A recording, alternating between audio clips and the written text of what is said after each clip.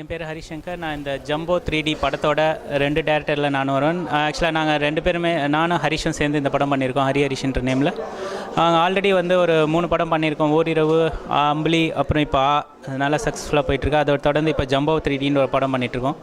Jumbo 3D இந்த படத்தோட title ஏன் இப்படி வச்சுருக்கோம் அப்படின்னா வந்து இது வந்து ஒரு கேரக்டரை சம்மந்தப்பட்ட ஒரு படம்னு சொல்லலாம். ஏன்னா வந்து இது வந்து ஜம்புலிங்கம்ன்ற ஒரு கேரக்டர், ஒரு மூணார் மாதிரி ஒரு ஹில் ஸ்டேஷனில் இருக்கக்கூடிய ஒரு கிராமத்தில் இருந்த ஒருத்தன் ஜப்பானுக்கு போகிறான் அப்படின்னும் போது அவனோட பேர் வந்து ஜம்புலிங்கம்ன்ற பேர் அங்கே ஜம்போன்ற மாதிரி ஒரு கேரக்டரைசேஷனாக மாதிரி அவன் இருக்கான்.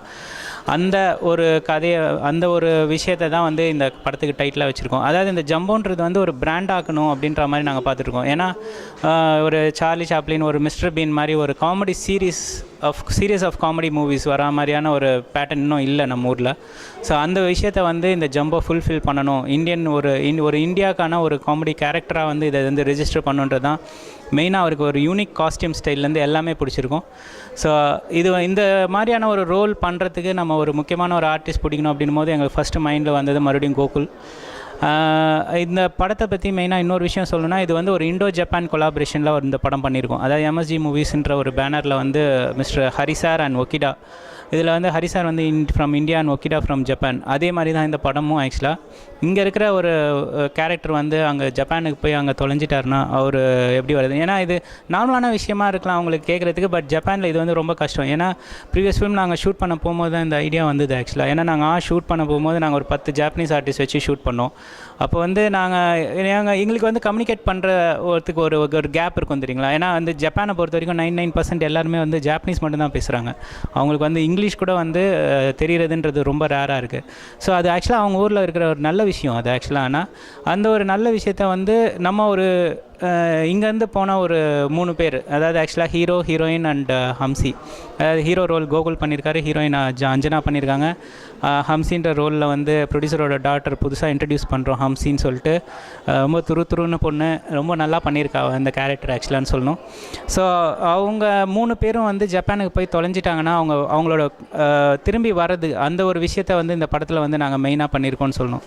ஏன்னா வந்து ஜப்பானில் வந்து இப்போ திரும்பி வரணுன்னா நிறையா எப்படி இருந்தாலும் நம்ம வந்து நிறையா டீட்டெயில்ஸ் வாங்கணும், நிறையா இது பண்ணணும். அது எல்லாமே கம்யூனிகேட் பண்ணுறதுக்கான விஷயங்கள் வந்து ஜப்பானோட கல்ச்சர், அவங்களோட ஹைலைட்ஸ், இது எல்லாத்தையுமே வந்து காட்டுறதுக்கு ஒரு பெரிய ஹோப்பாக இருந்தது.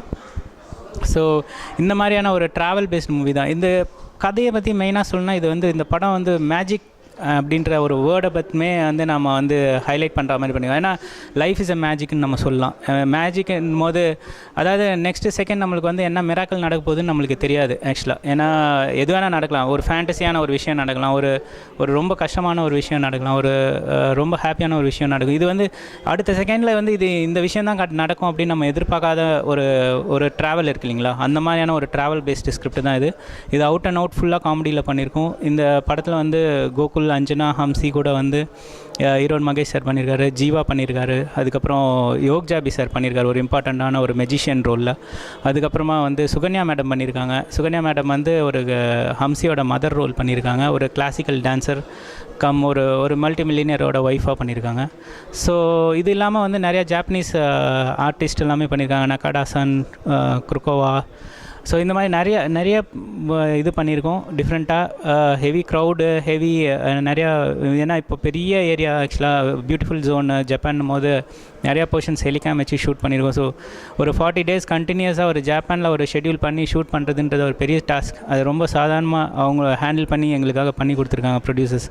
ஸோ இது வந்து ஒரு நல்ல, எல்லாருமே வந்து பார்க்கக்கூடிய ஒரு ஃபீல் குட் மூவியாக கண்டிப்பாக வரும் அப்படின்றதுல எங்களுக்கு எந்த டவுட்டும் இல்லை. அதுவும் 3Dயில் வித் லைவ் சவுண்ட் பண்ணியிருக்கோம் ஃபுல் மூவி.